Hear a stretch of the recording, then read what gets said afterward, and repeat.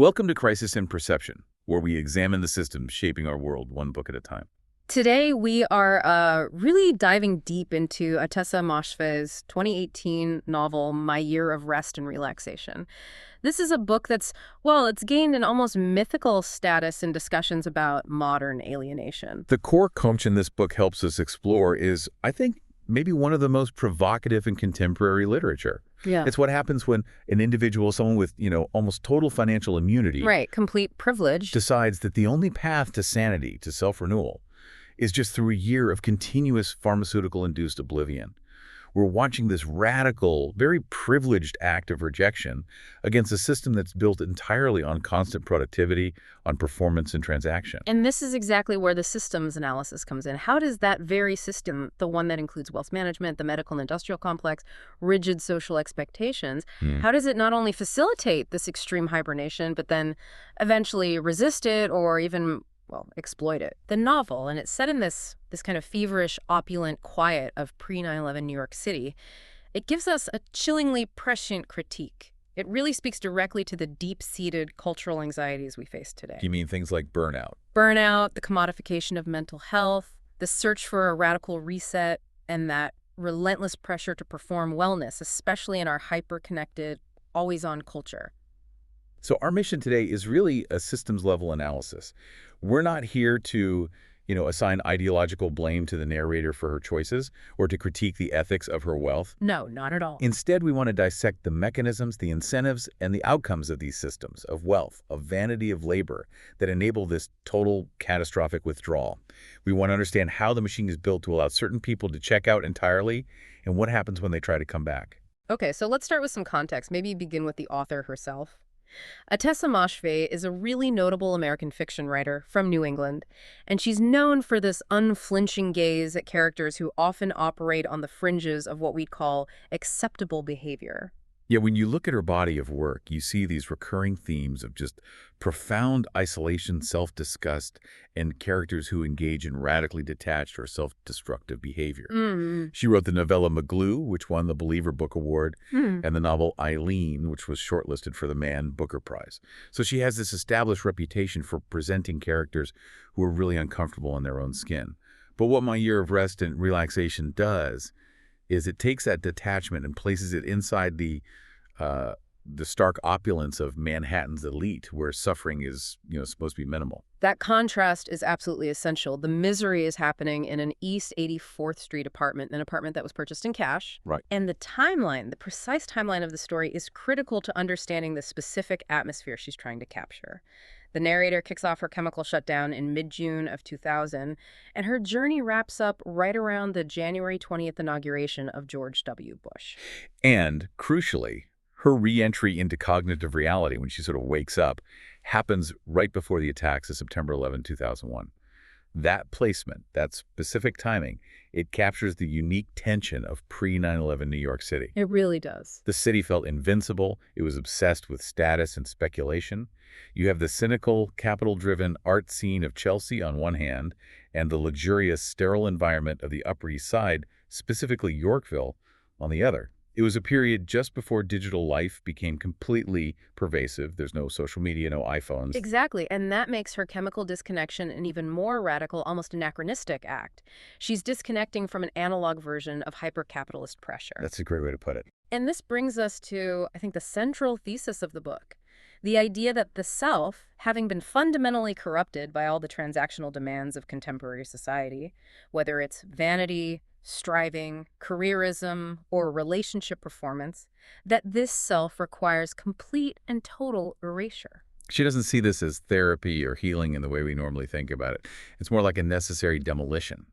It is. The narrator views her hibernation not as a breakdown or a collapse, but as a proactive self-preservational strategy. It's almost like a factory resetting itself. Yeah. And she says this very clearly, stating, "I knew in my heart that when I'd slept enough, I'd be renewed, reborn."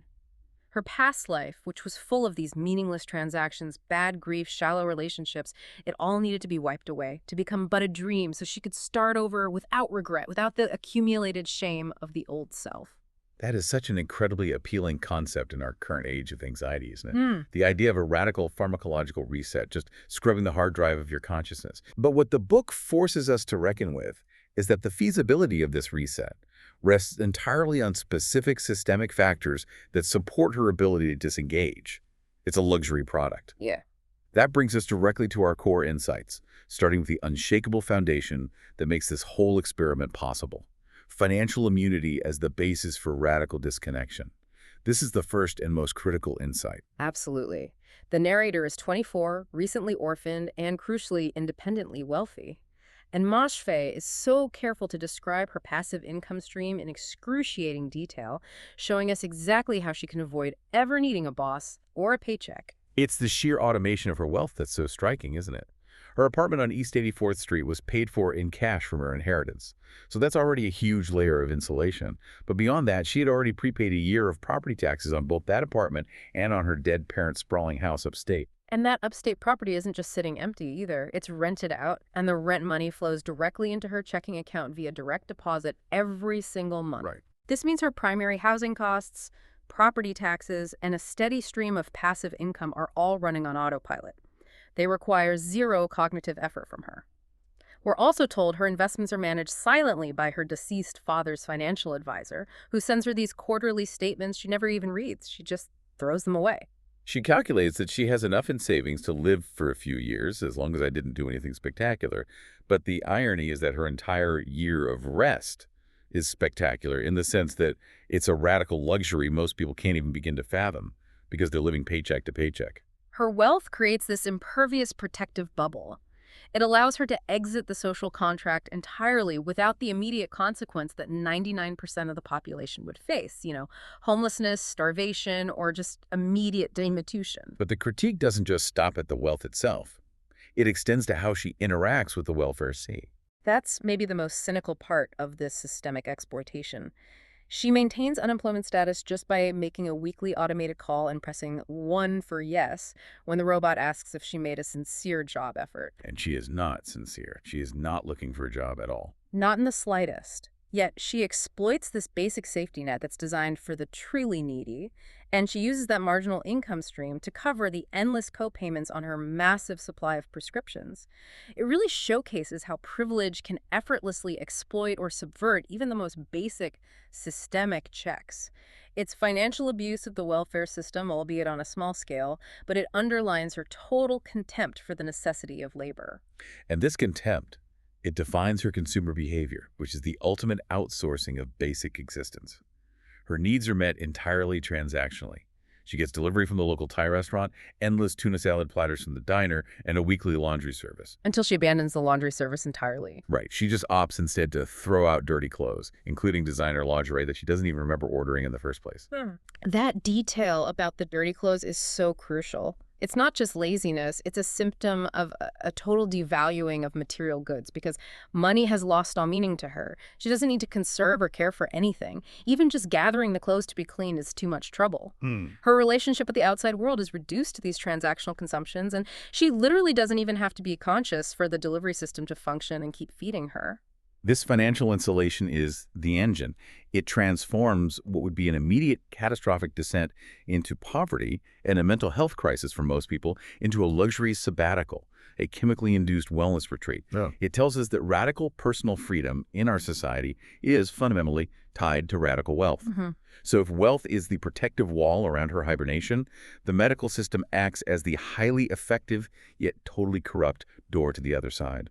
Let's talk about insight too. The medical system as a drug dispenser, not a healer. This is all centered on her psychiatrist, Dr. Tuttle. The relationship with Dr. Tuttle is one of the most darkly humorous and damning critiques in the entire novel. It's an exercise in transactional absurdity.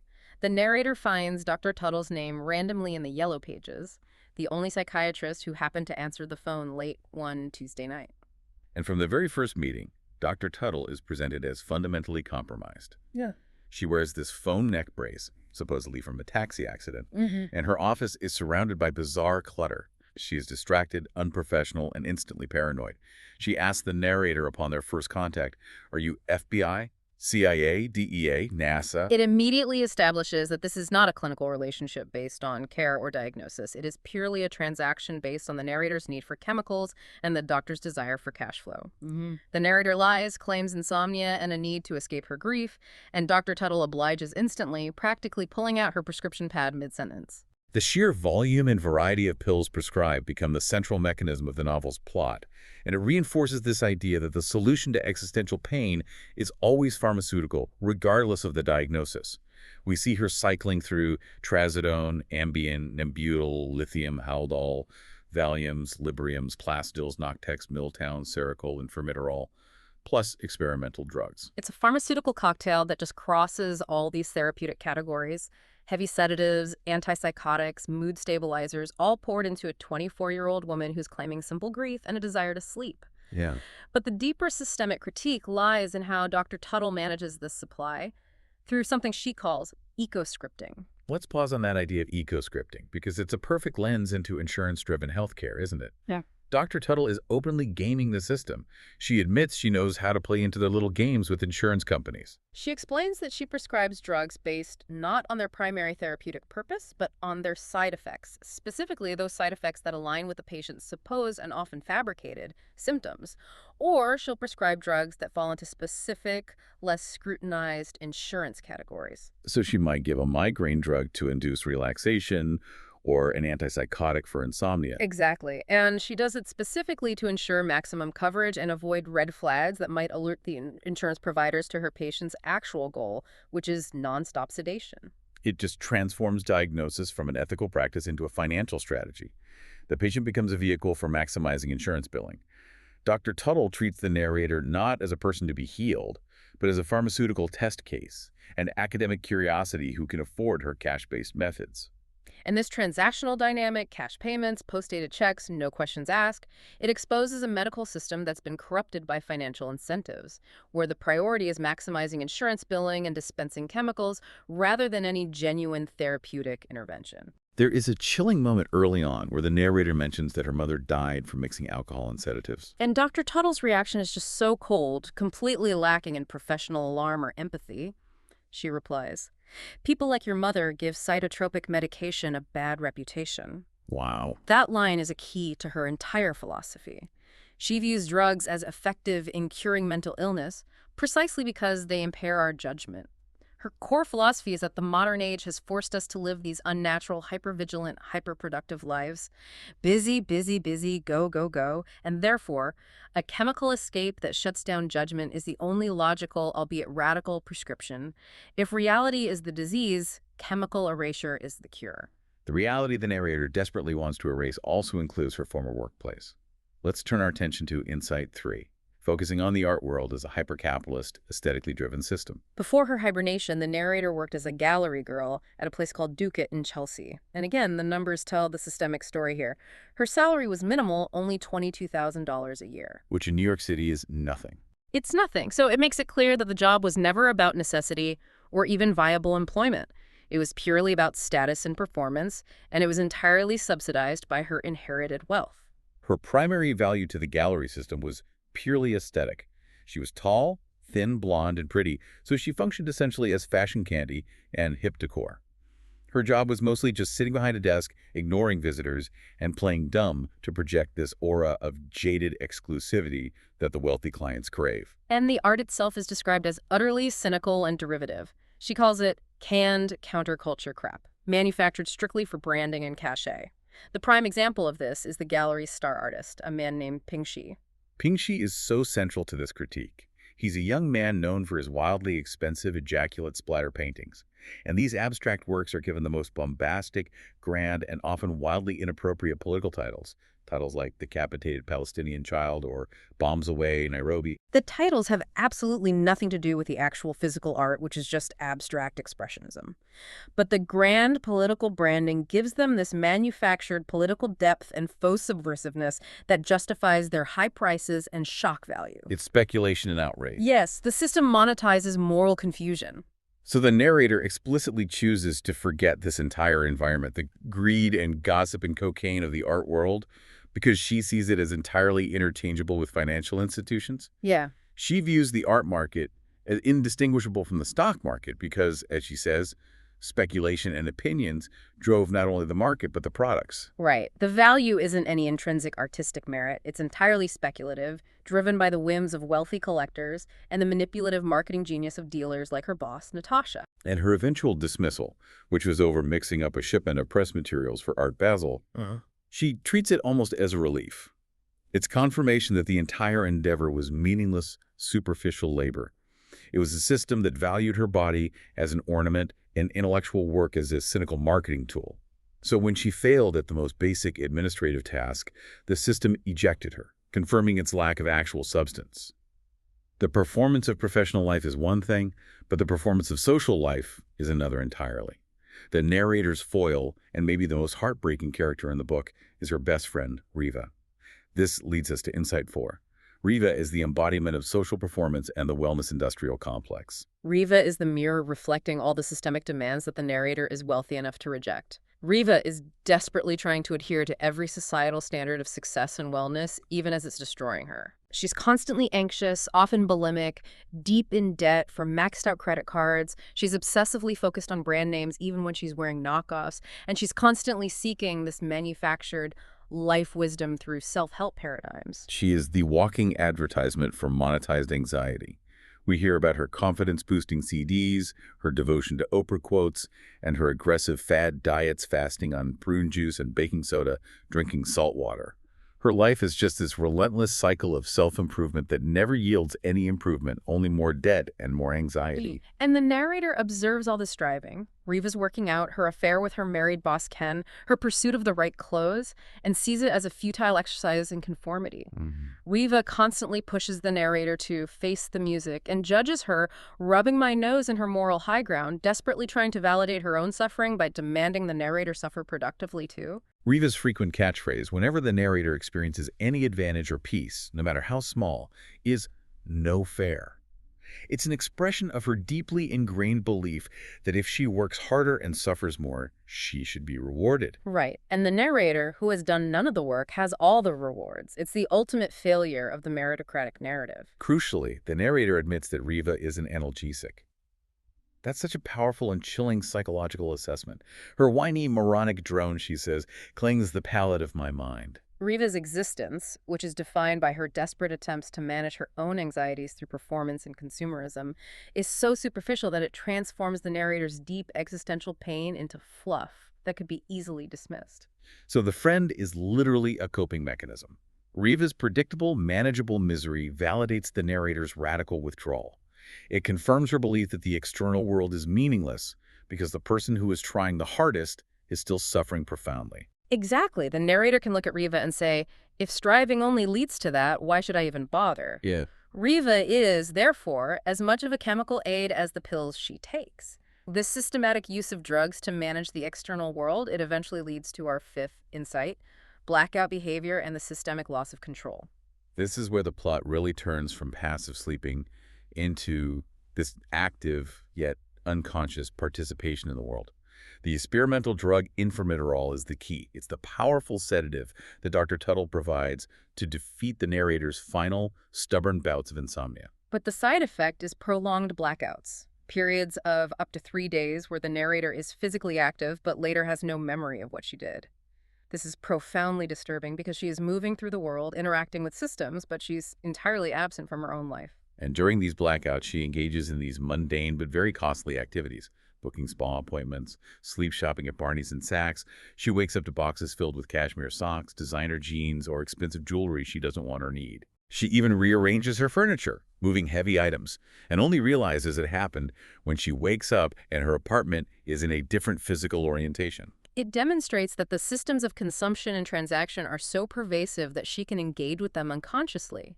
The retail and service industries are perfectly happy to process her money, even when she's fundamentally chemically absent. The ultimate expression of this chemically induced loss of control, though, is her contract with Ping Ji. Right. Having quit her job at his gallery, the narrator grants Ping Ji carte blanche to use her as a model for his art while she is blacked out.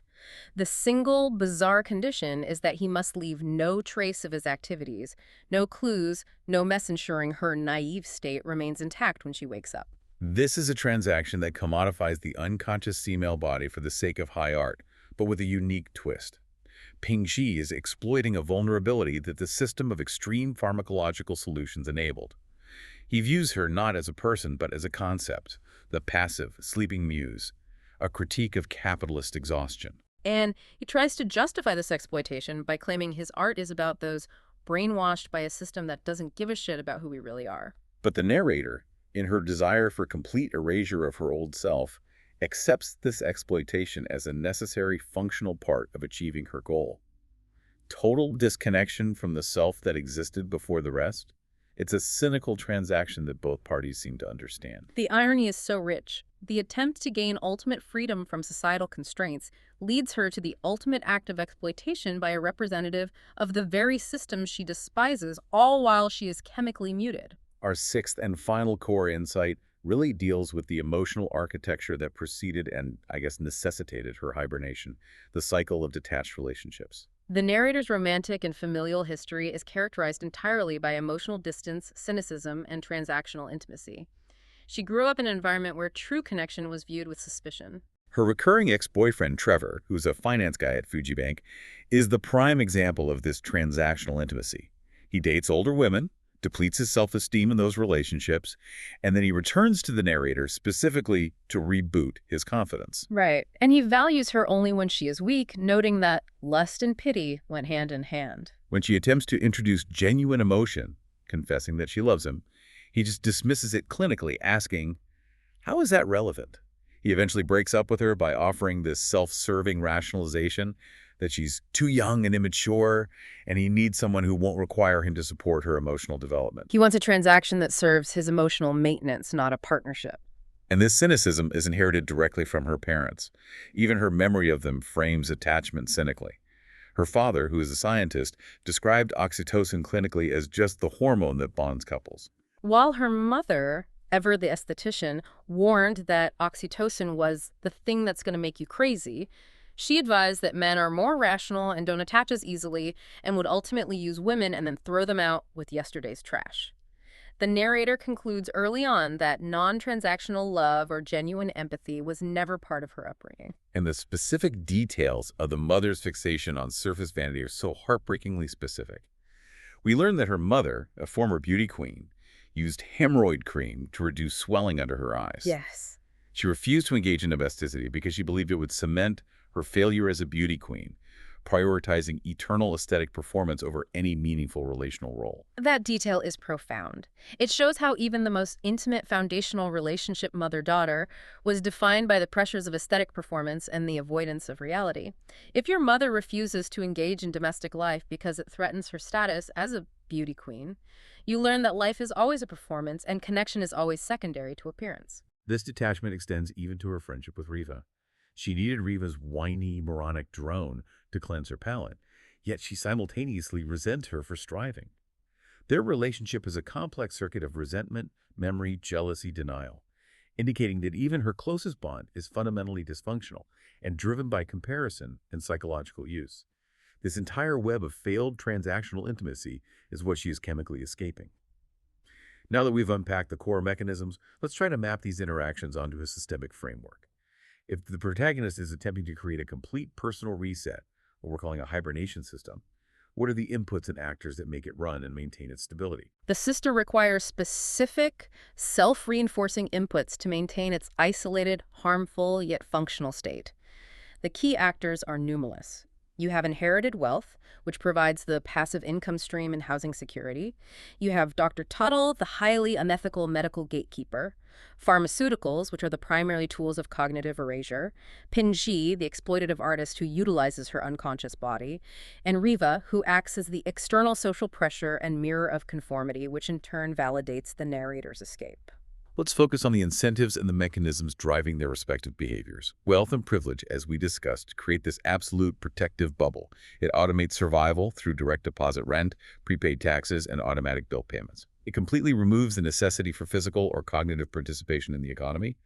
The inertia of her wealth just keeps her alive without any effort. The pharmaceuticals are designed specifically to impair judgment, which Dr. Tuttle ironically views as effective in curing mental illness. What's particularly revealing is the feedback loop the narrator herself maintains using substances. She doesn't just take depressants. She uses caffeine not for energy to work, but as her exercise. She takes caffeine and these high-octane stimulants to catalyze anxiety to the point where she must crash and sleep again, often for days. It's a deliberate self-sabotaging loop between stimulants and depressants, reinforcing her chemical dependency. She's actively using one system, stimulants, to necessitate her deeper engagement with the other, sedatives. And Pinji's incentive is purely conceptual exploitation. He sees the narrator's wealth and detachment as raw material for his art. By using her as the passive muse, the subject who is totally opted out, he creates sleeping nudes in his mind, justifying his exploitation under the guise of intellectual critique. His art relies on her victimhood, which the system of wealth enables. And Riva's incentive is adherence to norms and the maintenance of her own moral superiority. She desperately needs the protagonist to fail or return to the labor market so Riva's striving can feel validated. She constantly pushes the protagonist to face the music, offering these tired self-help paradigms. You need to be watching movies that are going to cheer you up, maintaining the relentless pressure for women to be thin, stylish, and happily employed, thereby reinforcing the very system the narrator is running from. So what narratives or assumptions are shaping all these decisions? The prevailing assumption, and it's shared by both the narrator and Dr. Tuttle, is highly critical. The modern age has forced us to live unnatural lives, busy, busy, busy, go, go, go. Right. The solution then is radically clear. You have to escape the physical and psychic constraints of this unnatural, hyperproductive state. The narrator seeks a new spirit, believing her isolation is the only way to achieve genuine renewal. The feedback loop just reinforces this isolation. The narrator's ability to live without consequences, all because of her wealth, confirms her deep-seated belief that the outer world is optional and meaningless, driving her deeper into pharmacological isolation. This system rewards her withdrawal by demanding absolutely nothing of her. And conversely, the system actively punishes Riva's participation. Riva's constant striving, the diets, the affair, the job transfers, the consideration of an abortion, it only leads to more anxiety, more debt, and more emotional distress. The juxtaposition shows that participation and adherence to norms don't guarantee stability, they often guarantee misery. The most chilling structural question is how this system persists despite the obvious escalating harm. I mean, the narrator is chemically dependent, she's often semi-comatose, constantly exploited by an artist and an unethical doctor, and she's risking her mother's fate. The system persists because the very mechanism that allows the escape inherited wealth also provides the limitless resources necessary to maintain the harmful state. The wealth insulates her from the primary consequences that would force a person without her privilege back into reality, things like needing to earn money or losing her housing. The insulation allows the harm to continue indefinitely, or at least until the external world breaks through the bubble, which it eventually does. Let's pivot to the present-day implications. Connecting this story from 2000 New York to our hyper-optimized culture today, the novel proves to be highly prophetic. It offers a brilliant, almost perfect critique of the modern wellness industrial complex that is so pervasive today. Riva's obsession with extreme dieting, drinking salt water, concoctions of prune juice and baking soda, and lifestyle optimization, like the confidence-boosting CD set or pre-planning outfits on Sunday, is a clear, early precursor to today's biohacking, restrictive diet culture, and productivity rituals. Riva is the 2000 version of the obsessive wellness influencer. She shows that even back then, the cultural anxiety surrounding performance and status was already being aggressively monetized.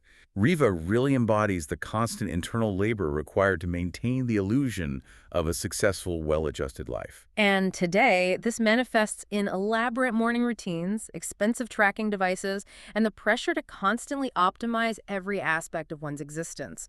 It transforms anxiety into a purchasable commodity. If you're anxious, the system tells you to buy a green smoothie, not to dismantle the systems causing the anxiety. Moshfegh showed us the monetization of striving long before the internet perfected it. This directly ties into the profound failure to disconnect in the modern age. The narrator finds that achieving true rest is impossible without chemical intervention. She tries to watch passive entertainment, but even watching the regular TV news or current events is too agitating. She needs to chemically mute herself to perceive reality as casually as a movie or a dream. This resonates so deeply with modern burnout. If simply existing and consuming media requires active mental labor and leads to agitation, it highlights the extent to which the modern self has lost the capacity for genuine stillness or rest. The demand to be on, to be aware, processing, and performing is so high that the only viable option for the narrator is to pharmacologically erase consciousness entirely. It suggests that contemporary life is fundamentally incompatible with the human nervous system. Another fascinating implication is the aesthetics of poverty and opulence. The narrator's journey ends with her discarding the symbols of her old, opulent life. She gives her expensive white fox fur coat, a symbol of her mother's vanity and status, to Goodwill. She adopts radical simplicity, cornflakes, 99-cent store clothes, and reading random books she finds on the curb. This reflects a very contemporary pattern. The privileged rejecting conspicuous consumption only to seek authenticity or aesthetic poverty.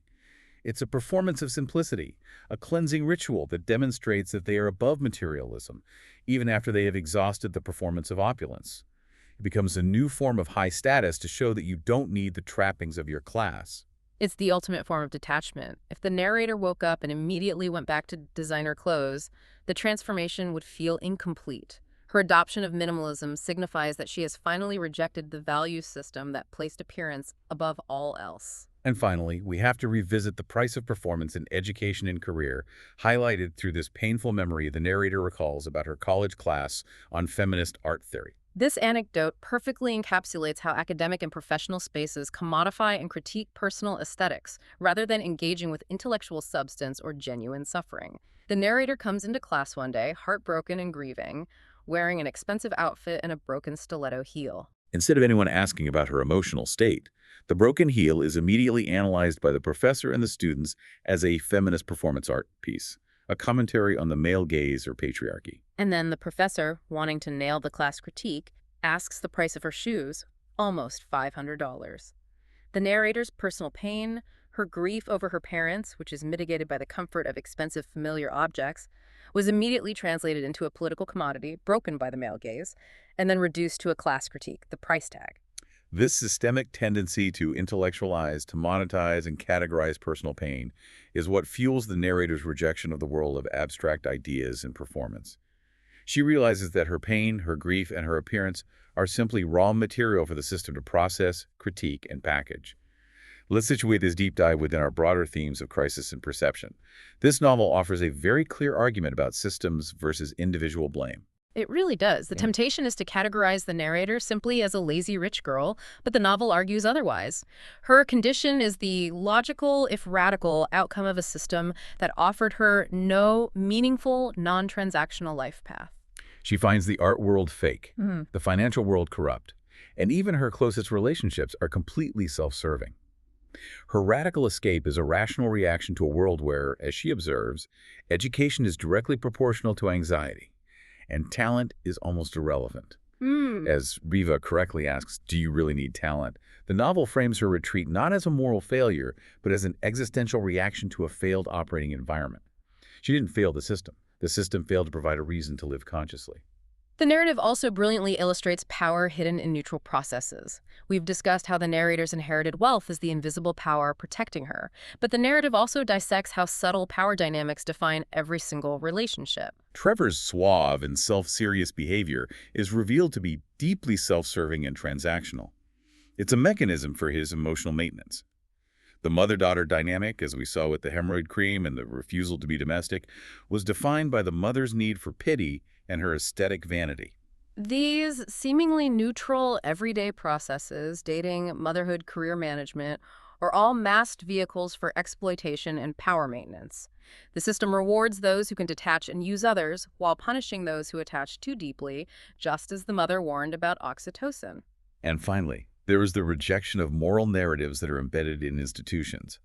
The protagonist seeks a new spirit precisely because she rejects all the established moral institutions available to her. The art world's fake subversion, the medical system's financial corruption, and Riva's borrowed self-help platitudes. She needs to test if anything is real outside of her own chemical haze. The ultimate test of this rejection is her final act in the Metropolitan Museum, months after her hibernation ends, and she is attempting to re-enter the world. Yes, the moment where she walks up to a still life painting, a specific one, and refuses to step back when the guard tells her to. She places her whole palm on the dry, rumbling surface of the canvas. She is physically asserting herself into reality. She's testing the permanence of the object simply to prove to herself that there was no God stalking my soul. She's rejecting the delusion inherent in the art, the delusion that time can be contained, or that art provides immortal meaning, or that her life was meaningful before. Her contact is a physical assertion that things were just things. Having stripped away all emotional and chemical attachments, she is finally testing the hardness of reality, free from the moral and aesthetic narratives imposed by institutions that constantly sought to commodify her. So to conclude this deep dive, let's reflect on what my year of rest and relaxation ultimately helps us see differently about our own lives. It forces a profound redefinition of rest itself. The novel shows that true rest or renewal in this hyper-capitalist context may require a complete cessation of cognitive and physical interaction. It reveals the profound extent to which we are constantly working just to maintain our identity, our social position, and our appearance of wellness. Sleep, for the narrator, is the only place where she isn't performing for the system or for others. And why this perspective matters is clear. It forces you, the listener, to question the implicit value placed on constant consciousness and societal participation. If the path to becoming a new person requires eliminating the old self, the memories, the accumulated shame, the habits entirely, what does that imply about the quality of the striving, productive life we currently live? It suggests that the system is so saturated with anxiety and transaction that survival requires radical escape. And this raises a fascinating final question that really lingers after the last page. The narrator finally wakes up, having achieved kind of strange newborn peace.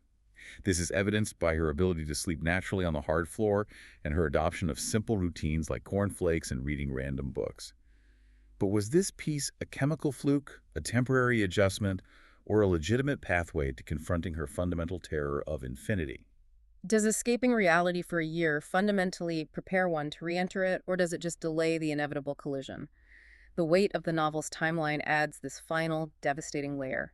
She achieves her personal reset just before the world has its own devastating, unavoidable system failure, the attacks of September 11th, 2001. That collision is what lingers. She achieved a kind of personal peace and innocence, only to step back into a world that is about to lose its own sense of invincibility forever.